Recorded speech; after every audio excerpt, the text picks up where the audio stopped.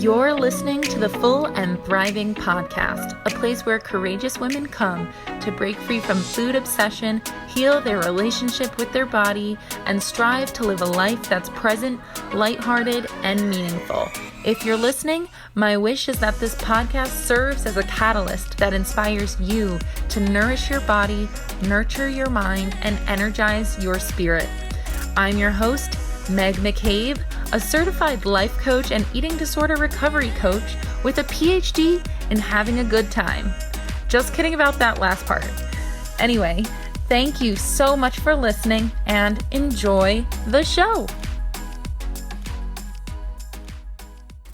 Today's guest is Nicole Cruz. Nicole is a registered dietitian nutritionist, mom of 3, and wife who takes an intuitive eating and non-diet approach to food. Her online practice is devoted to helping individuals and families reclaim their joy and find food freedom through one-on-one nutrition counseling and group programs. Whether you're parenting your child or reparenting yourself, Nicole is devoted to helping you foster a healthy relationship with food. In this episode, Nicole is absolutely fabulous and provides so much insight that I know you are going to love. Even if you aren't raising a family, this conversation might actually help you gain insight into your own childhood experiences. I know you are going to really love this episode of the show. Hi, Nicole. How are you today? Hi, I'm doing well. Thank you. I'm so glad you're doing well. Welcome to the show. I'm really excited to chat with you today. How are things going over there in California right now? It's good. It's actually kind of crazy. I work in my daughter's kindergarten class. She's my youngest. I have 3 kids. Every other Wednesday, my husband and I trade off volunteering, and we were walking out today and we looked over at the mountains and they're covered in so much snow, just right around the corner from us. We've been getting torrential downpours here, which is not super normal, but there's so much snow. It's beautiful. And we're not used to that in Southern California. So it's fun. I love that. That's so funny because I was just there a few weeks ago and I don't spend a lot of time in Southern California. And I saw the snow-capped mountains and it really threw me for a loop. And I was like, this is beautiful. I have palm trees and snow-capped mountains right in front of me. I could not get over how breathtaking that area is. It's beautiful. That's why people don't leave California, even though they hate so many other things about it. But every time I go to California, I feel like walking outdoors relaxes my entire body. There is literal smell in the air when I walk outside and inhale the fresh air. It just makes me so relaxed. I'm like, there's something about California that is amazing. Will I ever move there? Highly unlikely, but I always dream of it. It is a lovely place in a lot of ways. So, yeah. Well, that sounds so nice. So things are going well. Today, I really wanted to dive in with you on a bit about your story and then also learn about sort of how to raise intuitive eaters and kind of go a little deeper into the family nutrition side of things that you do. But to kind of set the story or set the scene, I guess, I'd love to hear about your background. I know you have lived experience with an eating disorder. So could you please share a little bit about that with the listeners? Yeah, absolutely. Try to give you the Cliff's Notes version. Yeah. So I was raised in a family where food was pretty normal in terms of us kids were just, allowed to eat whatever. And my mom made regular home cooked meals and we ate all sorts of food. And I just didn't feel like food was much of a thing, except my lovely mother, who I do have a great relationship with still to this day and adore, was just part of our culture. And so she was always dieting, always dieting. And I just watched her measure her body parts and record them in her log and go to Weight Watchers and count points and try cabbage soup and all the things under the sun that are so typical that we don't need to go into, but do all of those things. And so I would say I was raised in a home that you would think, I could just have a healthy relationship with food because food was never restricted or anything, but I really watched these patterns. And so when I was a teenager and my body started changing and I wasn't crazy about it, I kind of knew what to do, this is what women do. And it's interesting now as I reflect on that, because I'm like, it was actually just like it was quite conscious. Like I just knew this is what I'll do one day. Like this is what women are supposed to do. Like I really just knew that. It was part of me. I just believed that this is what women, or at least women in my family, do. I really knew that. So when my body started to change and I was trying to adjust my food and all of those things, and in late high school and into college, I went into lots of different patterns of disordered behaviors with food and ended up leaving college to get support. And from there, I just, went into my recovery world, and over time of trying to figure out like, what do I want to do now? And everything shifted for me. I decided that I wanted to go back to be a dietitian and really help people the way that my dietitian and therapist had helped me. And so that's how I went back to school for dietetics and ended up going through the whole process and coming out knowing that I really wanted to treat, clients that were struggling with their own disordered eating, and worked in treatment centers and opened my own private practice 12, 13 years ago now. And always worked with clients who were struggling with whether it was, just dieting and trying to get away from that, or diagnosed eating disorders. I've always done that. And then when I had my own kids, I have 3 kids now that are 10, 7, almost 8 next week, but 10, 7, and 5. I always had done a little bit of family feeding. Even right out of school, I ran some programs at this clinic I was working, just some different things. But once having my own kids, I think being surrounded by other parents started to dive more into the family feeding aspects of it. And what really hit me was when I would be at, say, like a preschool event with one of my kids, and I could just hear the talk that parents were using related to their kids and food. Like, oh, my kids cut off after 2 pieces of pizza, or, the comments about candy and sweets and all of these things. And I was just noticing how so much of that talk paralleled the things that I was seeing in my office with my teen and adult clients that were struggling with eating disorders. And so I really wanted to dive into this to do what I consider to be somewhat prevention, and I know we can't entirely prevent eating disorders, and we live in a culture that's geared towards it, but to really help give parents a different message and to teach them that there could be a different way to talk about food and bodies in their home, and a different way to handle it. So, I get parents coming in that do have concerns about their child's behaviors with food, and other ones that just really, really don't want to pass on their own stuff and really want to raise their kids to have a healthy relationship with food, even if maybe they're not seeing behaviors yet. So that was really long. You asked for a short version of my story, but that's where I'm at today. I love it. Oh my gosh, there are so many avenues we could go down, and it was so interesting. So thank you for sharing all of that. I think something that's really striking to me is just kind of the full circle moment of your experience, because, you grew up in a really loving home where food was readily available.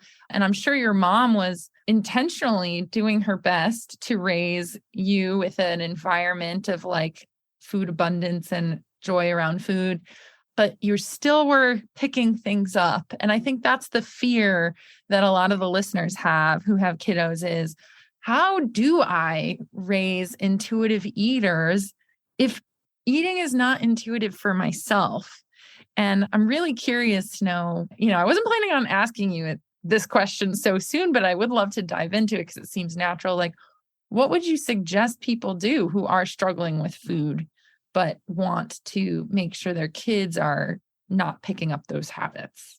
Yeah, I think it's multifaceted. So this work can coexist, right? We could do it in tandem, but it's essentially learning different strategies and language and practical things that you can really do when it comes to serving your child food and how you're providing food to them, how you're talking about food in your home, right? Those sorts of things. And then there's exactly what we talked about, which is kids absorb everything. So it's also what you're modeling. And I say it's in tandem because I think it's really important to learn the strategies. Like, I have a group program for parents and people come into it and I'm like, I give you PDFs on like language do's and don'ts, right? Like, say this, not that. Like, here are some actual scripts. Here are mealtime guidelines. Like, these are things that you do. These are things you don't do, right? Like, you need to have those strategies for the things you're doing and you're not doing, right? I have so many tools and stuff for the way we can provide food for our kids and talk about it and all these things. and we have to do the work on ourselves. And that's what I tell parents all the time, that it has to be both. And I think the beauty of it, though, is that can feel really overwhelming, but I find that it happens quite naturally. Like even parents come into, say, my program or doing work with me, and they don't even necessarily know that they need to do the work for themselves, or they don't want to start there. It just starts to happen too, because they're like, okay, well, I need to provide food for my child in this way. So now maybe I'm sitting at snacks because I want to support them. And so I'm sitting down to have snacks with them. And I'm really recognizing, oh, I don't feed myself regularly, or, oh, I don't serve my child enough of X food because that makes me anxious. And so it often happens in kind of a natural and evolving process. But I think it's twofold, is that we want the information, we want the skills, and we have to be willing to look at ourselves as well. Mm-hmm. I like how you break it down into those like two little categories. And it's just fascinating how people can kind of work on themselves while fostering these positive relationships with food, in the moment. I hear it all the time. Like, well, I actually eat more regularly now because I'm making sure my kids are eating more regularly. I see that with people who like adopt animals and pets too. They're like, oh, like now that I have a cat and I'm feeding her, I just make a point to feed myself whenever I feed her. It's so cool. It is. And I think as, clinicians too, we can utilize some of that. It's like, okay, well, when you feed your cat, how can you make sure you're thinking about yourself as well? Right. Or, oh, it's great because now I have a dog. And so I take them for a gentle walk because we have to stop at every tree and we have to do this. And it's like, oh, that helps me connect with nature, but not force the exercise or whatever, And so I think we could always utilize those things a bit too.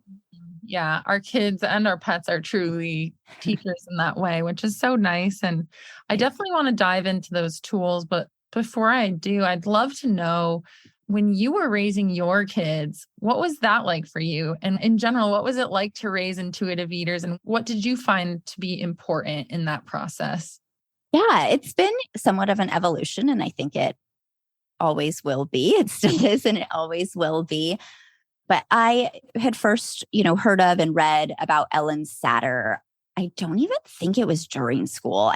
Maybe it was mentioned when I was going through my nutrition program, but I think it was after, when I was working in an environment and doing some family feeding classes and things. And I had heard about Ellen Satter and the division of responsibility, which she's like the guru for all of us that, come into child feeding. And some people would say maybe it's a little outdated and maybe things have evolved, and that's fine. But I still think that it has to inform some of the work that we do, which is really separating these responsibilities of parents and children, that parents are in charge of the what, when, and where kids eat, and kids get to decide how much and if they want to eat. So we're really supporting them and listening to their body, but then giving them the freedom to actually do that, which we can talk about more if you want to dive into that. But I just wanted to say that, so I had come across her work and I knew about it, and I had read all of her books, and I had taught family classes and all of these things, right? I'm a registered dietitian. I had so much information on nutrition. I'd had an eating disorder myself. I've been treating eating disorder clients for years at this point, been in recovery myself for years, and felt like I had a really solid foundation in my recovery process. And then I had kids, and a few things happened. One was, with my first, breastfeeding was really challenging for me. And then my child seemed to be really reactive in terms of keeping, breast milk and then food down. And I was questioning if he had allergies, and there were just so many things. And so I noticed that I was feeling anxious about food again. And like all of that was coming up and trying to feed him. And so I think that partially started our path towards some anxiety around food and trying to kind of monitor what I was eating to see if it was upsetting him and different stuff like that. So that started to play a role. And then we got it to a point where I felt like, okay, things are a little more solid in that regard. And then I realized there was this like really, I guess, just poignant moment where I was at a barbecue with my husband and my husband's family and my one son at the time, my oldest, and he was like one something, maybe 18 months or something. And one of the aunts was handing out all of these popsicles, just your standard sugar, who knows what was in it. People would say like chemicals, dyes, whatever, popsicle. not one of these like healthy, organic, whatever popsicles, right? Quote Yeah. unquote, you know what I'm saying? But so, and I felt so anxious about it. And I was like, oh my gosh. And I looked at my husband. I'm like, why? He's one. He doesn't need that. Why is she giving him popsicles? He's over there playing. And she's like, come get a popsicle, come get a popsicle, and making it a thing. And I'm like, he was fine. Why does he need a popsicle? And he was like, chill out. Like, he was like, it's a popsicle. The cousins are all eating them because she wants to give him a popsicle. And that's really fun for her. And I was like, oh, like here I am, right? Feeling like I'm at peace with sugar and sweets. Like I'm at peace with my own relationship with food. And I'm suddenly feeling really anxious about what my kid is eating. And so what came through for me was really recognizing that throughout my own journey, I had really learned to reconnect to my body cues and to trust myself and to trust that there really weren't these like good and bad foods, that things could be neutral and that I could see in myself that I could eat all sorts of foods and have some balance with it. But I think that because of the culture that we live in, that is still so much about like, if you give your kids sweets too soon, then they're going to develop a taste for sweets and then they're going to not want any vegetables. And then if you do this right and this wrong, and there was so much pressure around being a parent and doing everything right. I was also absorbing that around food. And I was putting that on my child too. Like I can trust myself, but I don't know if I could trust him yet, because what if I'm going to ruin things? And what if I'm going to mess it up and and do all these things wrong? And so like, I think my mom anxiety as a parent was coming out in the food again for him. And so I want to share that in one way too, because here I am, a dietitian with all of this knowledge, with feeling really stable in my recovery and still struggling with that. And so for any parents who find that they're struggling with their own relationship with food, they're struggling with feeding their child or having some anxiety around it, it's so incredibly normal. It's just built into our culture to make you feel that way. And so there's no shame in that. Like it's just normal, sadly. And what we have to do is actually step outside of the box and feel like we're doing something different from the rest of the culture. And that's even what I hear from parents in my program. They'll come to a group or something and they'll say like, I feel like I'm actually kind of on an island. Like we were at this party and I just let my kid have their lemonade with their lunch. And the other parents like, you have to wait till you eat something, but then you can have your lemonade. You have to do. They're like, and I'm just like giving my kid their lemonade or, you know, whatever the thing might be. And they're like, it feels uncomfortable to do it different because the rest of our culture does it in a more restrictive, you have to earn it, all of that way. And so if you're caught up in that, it makes a lot of sense. And it takes some work and some courage, honestly, to step out of it. Wow. I am so grateful you shared that story because I don't have kids right now.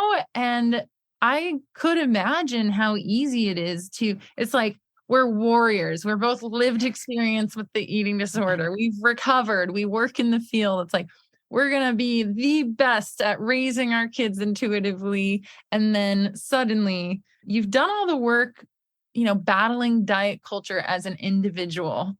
And then you're faced with a new level or a layer of diet culture, which is parenting diet culture.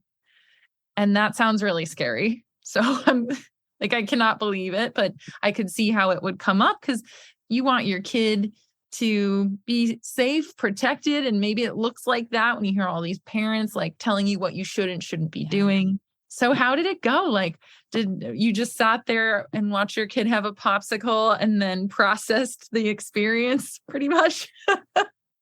I did. I really did. Yes, let him have a popsicle. And I was like, ooh, I really am anxious. Like it was a wake up moment for me to be like, this is the work that I've done. So, I think I was able to hear it because of the work that I had done and because of the work I was doing with my clients. So I was able to see it. And I literally came home and I started reading my Ellen Satter books again. I was like, I really need to look at this now through a different lens. And that's what I tell parents all the time. I say, I'm a dietitian and I'm also a mom of 3 kids. And so before I was a mom, I used to teach the classes. I used to teach the information, but now I truly get 1, what it feels like to be a parent and be feeding your child, and 2, the really practical aspects of what it comes down to when your kid doesn't eat something, when you have soccer or baseball practice until 7 p.m., when you have, right, like all of these things that you're trying to juggle. And individuals that are not parents yet can't do this work. I'm not at all suggesting that. Just like somebody who hasn't had an eating disorder can still be an amazing eating disorder clinician. I'm not at all suggesting that. I think we all bring different things to the table in different ways. But through doing this, I can see it through a different lens now too, as being a parent. Yeah, absolutely. And I can see that, which is really interesting. So I'm thinking about diet culture through the lens of parenting. What are some of those like diet culture myths related to food that you're constantly challenging in your practice? I assume people come to you hearing so many things. And what do you have to say about those things when they come to you? I think it's probably a lot of the same things, that we face as adults too. Like there's so much around. Well, I guess there's two big categories. And again, there's like 1,022 other things that we could look at. But when it comes to foods themselves, I would say there's two big categories that we need to eat more vegetables and we need to eat less sugar. Like they just feel like these kind of consistent, ongoing topics that most parents are concerned about. And I say vegetables because that tends to be a food group that's harder for kids. It takes more time and exposure to. Plus, we put so much pressure around it that, that there's all of those pieces. But it's eating a variety in general for a lot of parents too. So that we need to eat more variety, we need to eat more vegetables, and that we need to eat less sugar.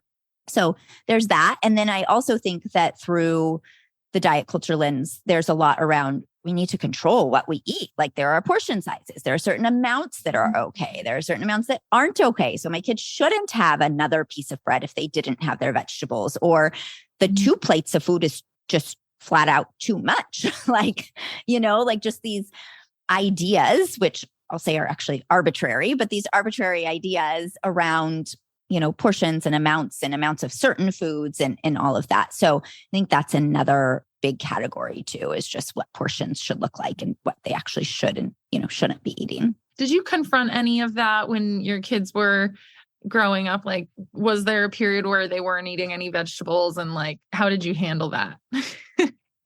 For sure. And it's interesting because I think maybe because I do this work so much and really absorb it, that it's kind of funny. I notice this every so often. Still to this day, I am like, I don't really know what my kids eat. Like I'm so not attuned to exactly what they're eating because I just don't feel like that's my job to micromanage it. So yes, I think there absolutely are times. There are times when I do notice something come up for me and I'm like, oh, wow, they just ate. And I'm not exaggerating when I say this, like 8 pieces of pizza or something. I'm like, oh, okay. Like that was, or I'll have my mom tell me that. She'll be like, oh, he was hungry today. He had 8 pieces of pizza. And I'm like, oh, interesting. Because I wouldn't have counted them, right? I might notice that he goes back and gets more and more, but I wouldn't have counted them. But then she tells me and I'm like, oh, that's a lot.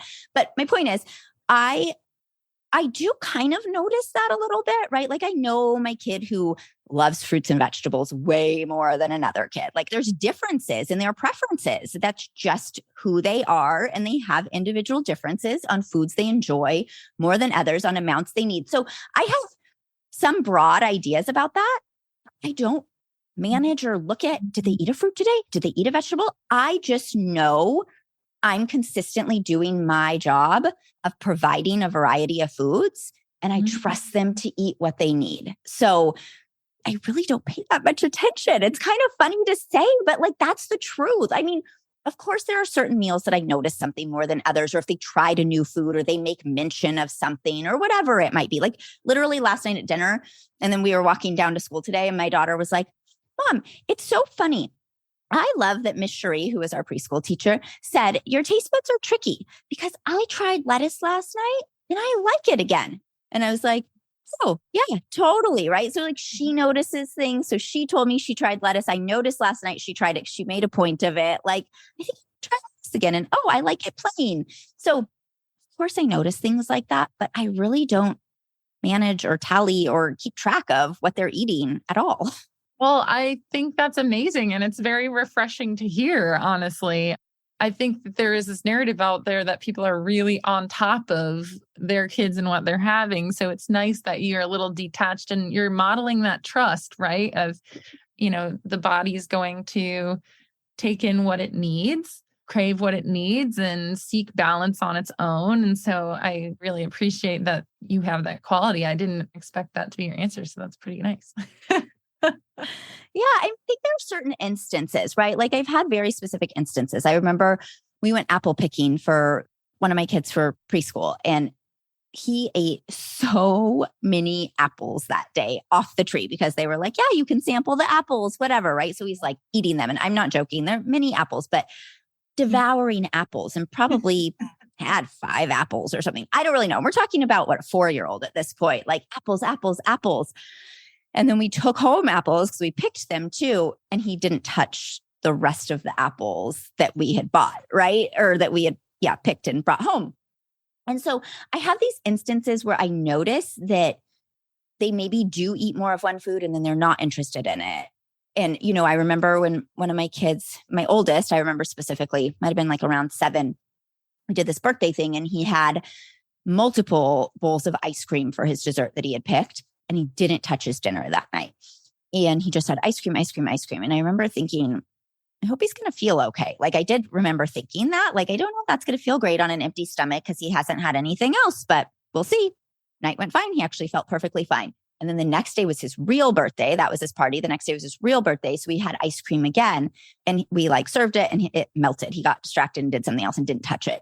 And this is not to say that it works out always in these like, oh, I eat more of something, then I need to eat less of it. I'm not at all suggesting that, but I've had enough moments that I notice where I'm like, I can totally trust them. I don't need to worry about this. Like sometimes they will eat more of something. Other times they'll eat less. Like I just trust in the natural balance of knowing my kids do eat something from every food group. Like, is it every day? No. Is it, a certain perfect portion? No. But I do know that they'll at least eat something from every food group.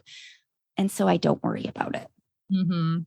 I love that because that's kind of how I approach food. I'm like, maybe I'll have something from every food group today. Maybe I won't. But when I do want vegetables, I'll have, it's like you trust that that's going to come up. So I love that you can see nature kind of work at play with your role as a parent and observing your kids and their relationship with food.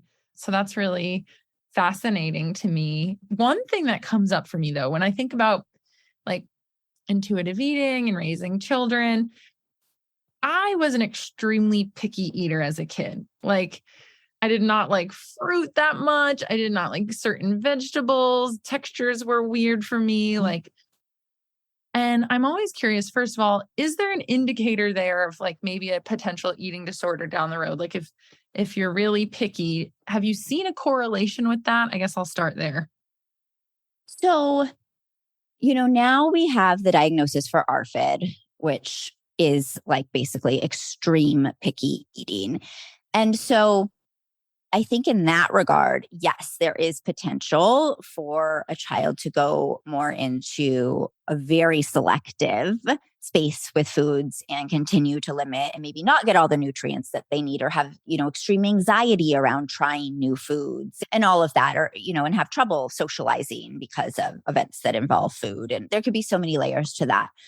What I'll say from the other perspective, though, of potentially more restrictive eating disorders or whatever it might be, and I don't know if this is research backed, so I'm just going to say what I see from my clients and in my practice is that when a parent is stressed that their child is too selective, they often use tactics that have the potential to interfere with the child having a healthy relationship with food.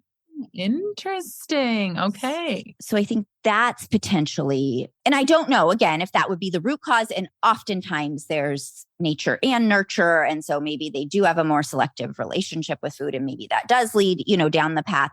But a lot of times as parents, we feel really uncomfortable if our child doesn't like vegetables or doesn't want to eat them at a meal or whatever. We think you're supposed to eat your vegetables. Like that's how so many people were just raised. And so if you feel uncomfortable, my kid never wants to eat their vegetables, or they should eat their vegetables if they want to have dessert, then you might engage in practices like, finish your plate if you want to have dessert. You at least need to try a bite if you want, right? And so then we're putting foods on a different playing field, and that child might start to absorb some of that. Oh, there's good foods, there's bad foods, there's foods I have to earn, there's foods maybe if I eat too much, I should compensate for them. Like we're starting to set that tone, if that makes sense. That's really interesting. I haven't looked at it through that lens, but I'm looking back and like the first moment I probably felt this is like a therapy session now.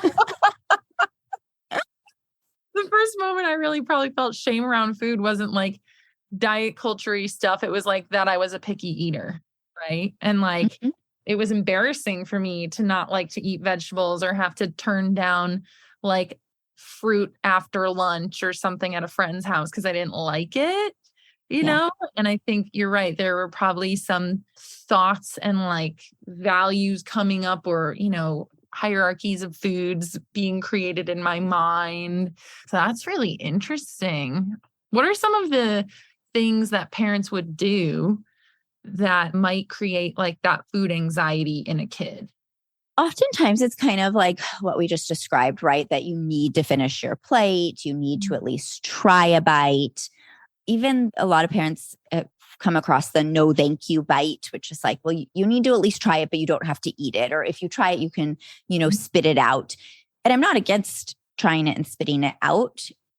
I don't like the pressure around it though, especially with more selective eating. There's often stages that kids need to go through to get more comfortable with the food, and just being able to like be at the same table with the food could be a step in that direction. Touching it could be a step in that direction, right? Like smelling it could be a step in that direction. And so if we're going from a child having to sit at a table and maybe they're totally not comfortable with that food, and now they have to just try it in order to get their dessert, in order to be dismissed from the table, whatever it is, we're missing all of these steps where they really need to grow to be more comfortable with it and eventually try it and learn to like it. And just what we know is that coercing, pressuring, forcing with food does not help our kids become less selective. It actually creates more avoidant behaviors with food because they don't want to be pressured and forced. So they're like, you're going to tell me I need to do that? I'm going to push back even harder, right? They become more reactive against it. And it becomes about you as the parent or the authority figure instead of about the food. So now they're reactive to this external thing instead of learning maybe to get comfortable with it, instead of thinking to themselves, oh, mom likes that. Maybe one day I'll learn to like that too. Now they're just like, you're telling me I need to do it. I don't want to do it. Right. And that's like our natural reaction as humans and especially as kids. So I think a lot of the like pressure, force, coercion around food, the bribery to eat this and then you can have dinner, things that feel kind of like punishment, like, well, if you don't eat it, then that's just, we'll put it out cold again for you when you're hungry later. Like those sorts of things can really create that dynamic around it. Yeah, that makes sense. I remember I was definitely in the clean plate club, scenario as a kid growing up. Like that was always said at family gatherings and things like that. And that makes you kind of disown your connection to your body almost immediately because you're like, well, I must finish this plate so I can have dessert, which is what I'm in this for anyway. No, that's not what I was in it for. So yeah, very interesting. Well, thank you. Cause I feel like I'm learning a lot about my child. Yeah, absolutely. And I think it's so true though, like what you were just saying, right, about the clean plate and stuff. And even if parents maybe, and we see this not just with parents, we see this at school and stuff too, even if you're not necessarily forcing your child, a lot of times, and not for everybody, but a lot of times there's still this idea that you're a good eater, that you're doing a good job if you eat your food, right? So maybe you're not forcing them to, but they're like, oh, I finished my plate. You're like, good job, right? Or I've heard teachers at schools or support staff or whoever it might be, and this is, again, not a blame on anybody. I've just heard these stories, so I'm sharing where it's come from, is that maybe a teacher says something like, oh, a clean plate is a happy plate, or like little sayings like that to try to encourage the kids to eat. And so even things that maybe don't feel negative, like I'm forcing it, this encouragement still is suggesting that you're good, you're a good eater, you're a good human, whatever it might be, because you eat. And again, just like what you said, all of those things distract us from being able to listen to our own internal cues and start basing our worth or value on what we're doing with food and on these external ideas about what it means to be a good eater or what food is supposed to look like. Yes. I could see how even that positive reinforcement, like say it's a positive comment from a teacher, that makes you feel like a better kid, right? It's that young, early age linking that food can be a source of self-worth and self-value. And like maybe that felt good. And then one day when you're a teenager, you realize you're going to get praised for dieting. And that's another like thing that's reinforcing the connection between self-worth and food. So yeah, there's so much to discover when it comes to raising your kids, which is interesting because you did say it's really a preventative health goal in a way, or prevention based path to take when you're diving into family nutrition. Yeah, that's absolutely how I see it. That we have our kids in a culture, again, that is going to suggest that they should eat a certain way, that they need to control what they eat, that they need to control their bodies. There are good things to do and bad things to do. And so how can we try to at least offer and plant the seeds that there's another way with food, and that it doesn't have to be good versus bad when it comes to food, or a right and a wrong, or a way food should look. And so I think it's us just planting those seeds and having a solid, safe space where they continue to know. And in this way, at least they know there might be another way. Like, even though they're still absorbing that stuff, it's not just like, well, that's how it has to be. These are automatically good foods and bad foods. At least we can challenge that idea with them. We can have conversations. When we have more awareness, and our kid says, because this happens again and again, I see this in my private Facebook group, I see this with clients, they will get some assignment at school and they'll come home and say, well, I shouldn't eat that because it's not healthy, or whatever it might be. And when we have the awareness as the adult, we can actually start challenging that idea and say, so what do you think healthy means? So what does it mean to have a healthy food? We can just help them explore that idea. We could share a different perspective. Well, actually, healthy means that we eat a variety of different foods. It's not that any one food is good or bad. Like, we can just start to explore this with them instead of confirming what they're learning out there. Right. That's a really good point too. It's just offering a new perspective. And I feel like that is a little bit of a relieving perspective, as like, say someone listening to this who's part of, they're in eating disorder recovery. They actually are learning like pretty radical concepts like anti-diet, health at every size. So everyone listening, just kind of try to take in some peace if you have children, knowing you can lightly challenge what they're learning at school and offer like this perspective that you might be learning yourself to your kids, which is really good. I'm glad you pointed that out. Yeah, absolutely. I laugh. You say lightly challenge, because there are times when we lightly challenge it. And there are times when I've flown off like the deep end and been like, you are not reading this thing on sugar is toxic or whatever. And I'm like, no way. Shaking as I try to write the email. I'm like, oh, Nicole, take a breath. We're okay. We're okay. Yes. Okay. Maybe not so lightly, but yeah, I love that example too. But one thing I did want to bring up to you, because it's kind of timely and recent, is this idea, the American Academy of Pediatrics just published like recommendations, including weight loss surgery as an option for kids. And of course, this brought a lot of uproar in our communities. Nobody wants to see bariatric surgery recommended in children.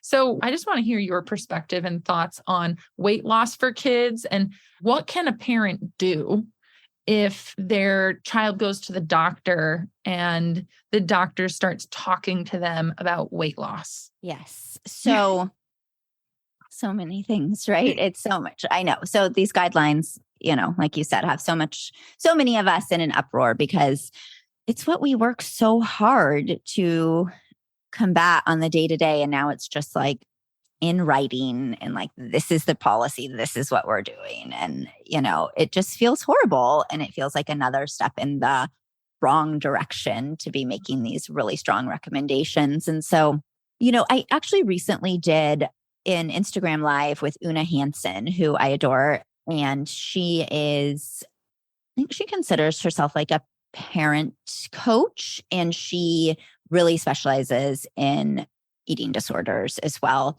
after having a child who went through an eating disorder. And And so that's really her area of expertise. So I highly recommend looking at her for resources as well. But we recently did an Instagram live. And so we talked through some of the different stages. I want to mention her because this was kind of a collaborative conversation that we had together. And one of the things that she said that I thought was really important is like a first level thing, right? Because we're thinking about how can we prevent it from happening in the doctor's office in the first place? How can we address it in the moment if it does happen? And then how do we potentially chat with our child afterwards and try to do some damage control if need be? So there's like these layers and stages of it. So I feel like it's important to talk about first, is there an option for prevention, or can we try to do that so that we never even have to have that conversation to begin with? So one of the things that she recommended, that Una recommended, that I hadn't even really thought of, was you might even just call your doctor's office and say, hey, we saw these new guidelines come out. We're curious what your stance is on them. And if you plan to have conversations in the room about weight loss, or, like just ask what their thoughts even are so that they might say, absolutely not. We think that's outrageous. Nothing's changing here. Or we always take a stance towards this, or whatever it might be. So maybe just find out some information first on a very basic level. Next step is, if you do have some concerns, maybe you've been to the pediatrician before these guidelines even came out, because the truth is pediatricians have been recommending dietary changes and weight loss for umpteen years before these guidelines even came out. So maybe your pediatrician at some point has recommended that your child restrict their intake in some way, or that they should be losing some weight, or whatever it might be. So maybe you've already had to face that conversation. You're concerned about it year after year when you go for well visits or whatever. So you also might call ahead of time and say, can you please put a note in my chart that we don't want to discuss weight or body size in the office? If there are any concerns, you can always contact me after, whatever that might be. You could hand a note right when you walk in to the front desk staff and say, hey, please put this in my chart. Or maybe you hand it to the doctor right when they walk in the room as they're going to look at the chart, right? That's essentially just saying, hey, please don't discuss weight or body size. If you have any concerns, you can contact me after, right? So there's these levels of prevention that hopefully, again, we're protecting our child. And we can't entirely protect them from diet culture. And that's why I say we want to help them think about it critically and bring these concepts up. But to have a doctor or any authority figure or anybody at all really speak to directly create body shame in that moment, I would say that's worth trying to prevent as much as we can. Right? Absolutely. There's so many times that I've heard the one doctor's visit where my, pediatrician said this, sent me into a spiral, or in the health class assignment that we had to do, or I was so embarrassed to do X, Y, and Z. And that's when my eating disorder really took off. So I would say if we can prevent that, let's try. Then, in the actual doctor's visit, again, I have to bring Una up because I loved this line that she shared, because I've actually had this happen with one of my kids where the doctor was like, oh, his weight really jumped up. Look at it, kind of stumbling. And then so you might want to make some changes. And I was like, we won't be making any changes. Thank you. And then redirected the conversation. And so you certainly could do something along those lines. And I love what Una said, because I'm a really big fan of one-liners for setting boundaries, something that I don't have to read a paragraph off of or remember all these things. And one thing that she said was, you might just say ooh, I'm going to have to stop you right there. And that's it, right? Just I'm going to end this conversation right then and there. We're not going to go down the rabbit hole of talking about my child's body and making these recommendations or talking about how they need to restrict food. I'm just going to stop you right there. Okay. And it might be a little bit uncomfortable. It might be a little bit awkward, and that's okay. It's also going to feel really crappy to sit there and listen to your child be body shamed and told that they need to lose weight. So I get that feels a little uncomfortable likely, but you can do it. Right. And you don't have to, right? If you don't feel like you have the spoons to advocate for that, then we might be looking at, okay, so how are you going to have this conversation with your child after to really talk to them about different ideas about food and bodies and what our beliefs are and how they felt about that conversation. So you might have to go down that path as well. So I don't know. Did that answer your question? That was really helpful. You really laid out many points of intervention and points where we can come in and hopefully prevent body shaming from happening at the doctor's office. And even processing it after could be helpful too. But of course, I hope it doesn't get to that point.